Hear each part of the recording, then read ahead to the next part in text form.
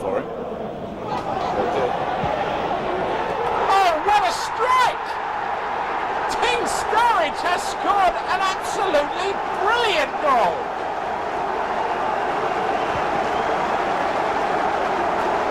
That's got to be his goal of the season. What was there on at this point?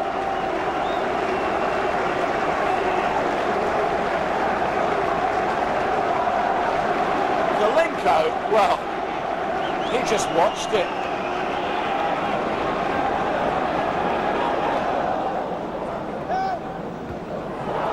It's been a strange season all round, really, with managers in the First Division. Oh, a flick off the Wolves player, and Palace must score.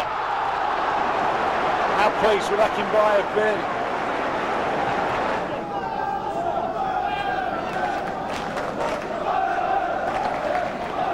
Someone moving for it. That's better. It's in from Blake. Oh, that's a great goal. That's Sean Newton. Well, he hasn't scored for a while, but he's put one away now.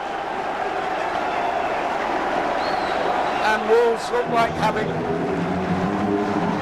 their second win of February.